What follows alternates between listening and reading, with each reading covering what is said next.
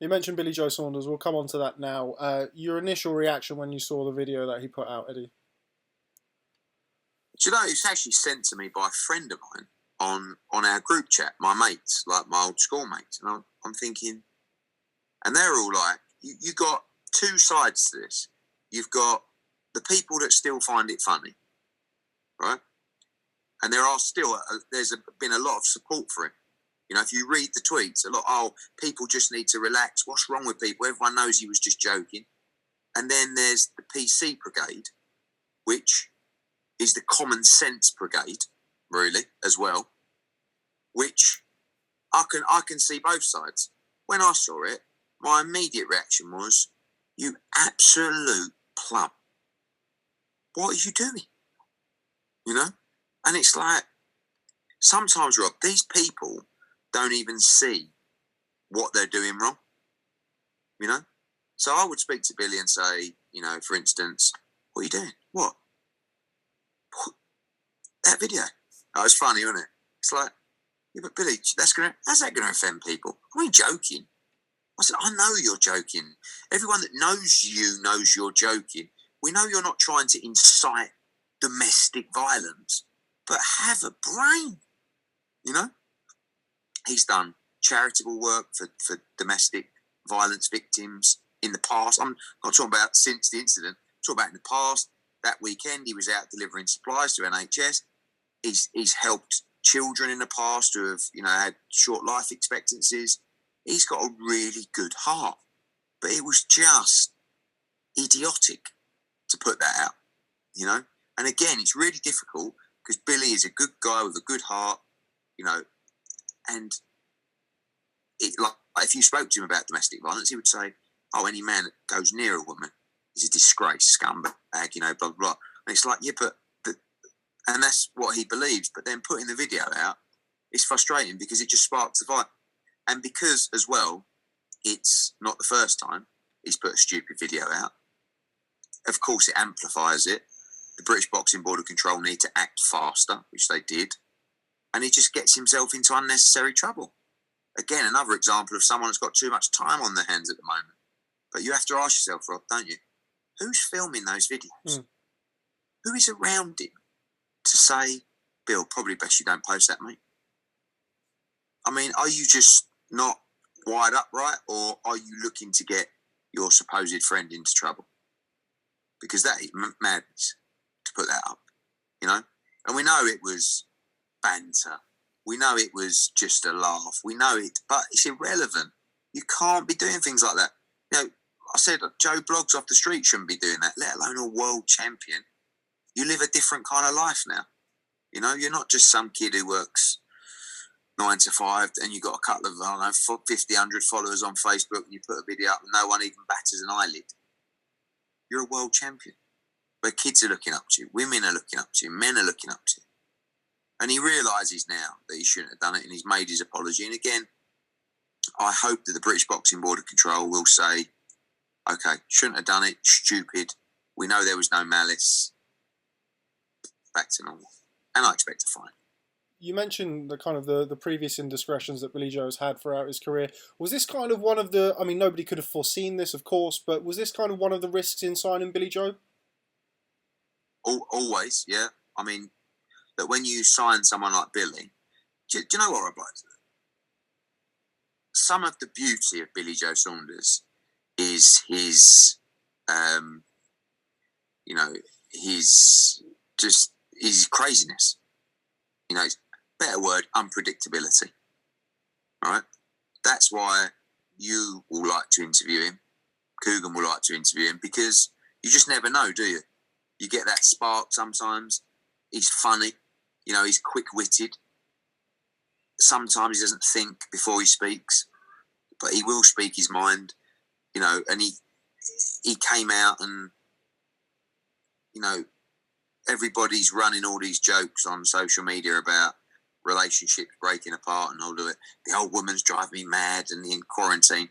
And he sort of ran with that and went to a level that he shouldn't have done. So I didn't expect a smooth ride working with Billy, but, you know, he's a quality fighter and he's going to be in some big fights. And I like him. I like him. I have to be honest, because I know that when he puts that stuff out, he's just, in his terms, having a laugh, but with no malice or no intent or no harm meant to anyone. But you've just got to think. That's all. Before you press that post button, just think, is this video going to get me in trouble? You know, will anyone be offended by this video? That's all you got to say to yourself. And the answer to both of those would have been yes, yes. So don't post it. You mentioned about him being in big fights going forward. Obviously, we were waiting for the announcement for the Canelo fight. He was even over in Las Vegas. We see Paco Varcel come out and kind of condemn the actions of Billy Joe. Have you had any dialogue with Golden Boy Promotions regarding that fight? Is that, obviously, we're all in quarantine at the minute, but I still think definitely the plan is for Canelo to fight Billy Joe. I don't see this having a big effect. I think it'll be cleared up by the time that fight comes. I think the bigger risk on that fight is when it's available to happen. And can, you know, if it, and this is a bit like AJ, really. You know, if you're only going to fight once this year, you're going to want it to make it the biggest fight possible, you know. So I saw Fury's article today about trying to get Wilder to step aside. And if we can't get out in July or August, and we can only box in September, October, November, maybe there is something we look at to try and go into the Fury fight and vice versa. And maybe Canelo tries to go into the Triple G fight. So that's the danger for Billy more than anything. I know that, you know, we have a contract in place for Gennady Golovkin to fight Zerameta. This is mandatory as well, isn't it? Yes, and Canelo would like to fight Billy Joe before he fights Golovkin. But that's if we can get it done in July or August. I think once it starts going September, October, November, there is the risk that Canelo could choose to fight once this year and in the biggest fight possible. That's kind of where I was going with it next, really. You mentioned he's got the Zerameta fight, the Gennady Golovkin is IBF mandatory. What does the whole COVID-19 lockdown do to mandatory challenges and deadlines, etc.? Obviously, Dylan White has been waiting for a long time for his WBC title shot. There was I think the deadline was February 22nd, early next year. Is there going to be any leeway with things like mandatory challenges? I think it depends more on purse bids and sort of negotiations and stuff like that. I mean, right now we're in, although there's been no discussions, a negotiation period for Liam Williams to fight Demetrius Andrade. And that was supposed to be up at the end of or middle of March. Then it was extended to the beginning of April. Now it's been extended to the end of April. So I think all this is, Rob, is just probably a 4-month delay to the boxing world. And when everything's back up and running, everything resumes as normal. So almost imagine that 4 months didn't exist. And we just had an 8-month year, maybe. You know, I don't expect it to have a move on Dillian White's mandatory because it's not stopping Fury from fighting right now, if that makes sense. You know, he's still going to box when he's going to box. Staying with kind of fighters getting themselves into hot water on social media, Martin Bakole apparently uploaded, I haven't seen it, thankfully, apparently uploaded some explicit footage, apparently, allegedly featuring a man and an underage child. I didn't know if you'd been unfortunate enough to come across the footage or if any of that had come No, I to didn't. your I mean, ear. I know that apparently he was put out with a note saying, I don't know, disgusting or something like that. And again, just another thing, Rob, where I haven't spoke to Martin. I spoke to his management company and he posted an apology yesterday just basically saying, I was trying to show everyone how disgusting this was and almost raise awareness against it, and it made, you know, and it's like, and of course, I believe it's the truth, but what are you doing? Just like, you know, and again, Martin, there's no malice in this, but just think, you know, someone sends him something, oh, it's disgusting, I'm going to post that, so it's disgusting. It's like, don't delete it, you know? Do you expect the board to get involved in that at all?